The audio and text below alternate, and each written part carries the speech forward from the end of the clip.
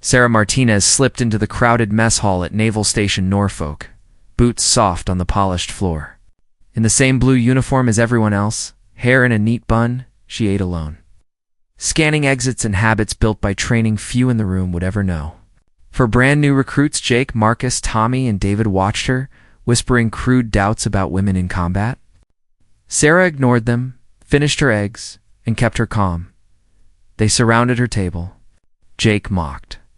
Marcus pressed. Tommy smirked. David hovered, uneasy. Sarah stayed seated, voice low. Leave now. Phones began to rise. When Jake leaned in, Sarah stood small shift from relaxed to ready, offering them a last chance.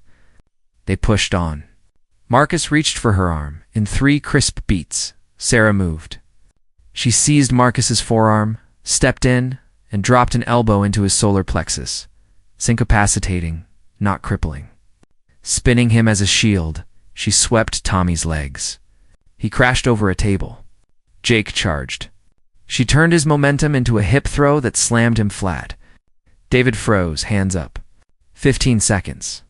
3 down, 1 surrendering. The room fell silent, then buzz. Shock. Respect.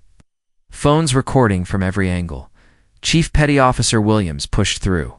Witnesses agreed. Sarah tried to de-escalate. She struck only after being grabbed. She used minimal force with ruthless efficiency. The chief studied her posture, control, surgical strikes, and recognized something far beyond standard training. He walked her to a small office. Her service record said, logistics specialist. His eyes said he didn't buy it. I've been around Rangers and special units, he told her. What you did out there isn't basic self-defense, Sarah asked to make a call. Outside the door, the chief waited while she reached to secure contact. Falcon 7, she said. Her handlers checked the incident. Authorization came back. She could disclose her SEAL status to the senior enlisted present. The fight would be logged as justified self-defense. Her cover, however, was compromised. Relieved but wary, Sarah ended the call. The chief returned. She confirmed it. She was a SEAL, operating under a logistics cover on a classified mission. He nodded grimly. Half the base had already seen the clips, and more were spreading. A junior sailor rushed in with a tablet, multiple angles of the 15-second takedown already surging online. The chief exhaled. Attention was coming, and fast. Within hours. The videos went viral. Millions of views. Sensational headlines. Female sailor floors for recruits in seconds. Reporters called non-stop. At the base commander's office, Captain Torres managed chaos as officials demanded answers. The recruits' names leaked, and online threats followed. Sarah was moved to a secure location. During a classified call with Naval Special Warfare Command, her handlers confirmed her mission was compromised. She would be reassigned once her current objectives were wrapped. By noon, Sarah's anonymous life was gone. Her face was everywhere, the mystery SEAL. Her mission couldn't continue. Her cover was irreparably broken. Across the base, the 4 recruits sat in stunned silence, humbled and shaken. Jake, the instigator, wrestled with guilt. We thought she was weak, he muttered. Marcus, still sore from the blow to his chest, admitted she could have really hurt us, but she didn't. Tommy, nursing his ankle, confessed his respect and enrolled in martial arts classes to understand what she'd done. David, the one who'd hesitated, began counseling sessions, realizing the real weakness was staying silent when he knew better. Chief Williams defended Sarah in the inquiry. She'd shown restraint, professionalism, and mastery. Psychologist Dr. Chen later told command, this wasn't just a fight, it exposed deep bias. Those recruits saw gender, not skill. Senior leaders quietly decided to lean into the public support rather than suppress the story.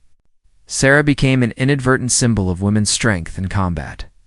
The Navy reassigned her to public affairs, touring bases and academies to speak about leadership and respect. At one event, a tearful midshipman confessed she'd wanted to quit after constant harassment. But your video showed me I'm stronger than they say, Sarah smiled. You don't have to be me. Just be your best self. The Navy needs that. Back at Norfolk, the 4 recruits trained under stricter oversight. Their humiliation became a case study in leadership courses, how arrogance and prejudice can destroy unit cohesion. Jake wrote Sarah an apology he never sent. Marcus studied SEAL training, realizing her precision came from years of discipline. Tommy told anyone who'd listen that she wasn't just stronger, she was trained beyond anything they could imagine. David learned the hardest lesson of all.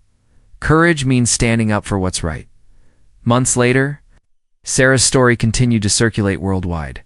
Her calm, decisive defense had transformed into something larger. A call for respect, quality, and judgment based on skill, not stereotype. She used her platform to inspire young sailors and civilians alike. Leadership, she told one audience, isn't about being loud or powerful. It's about seeing the potential in others and giving everyone a fair chance to show it. A what? Began as a moment of harassment in a mess hall, had become a turning point for all involved. The 4 recruits grew into better men. Sarah became a living emblem of professionalism and equality. 45 seconds of combat reshaped lives, careers, and conversations, a testament that true strength is not measured by size or gender, but by discipline, integrity, and respect.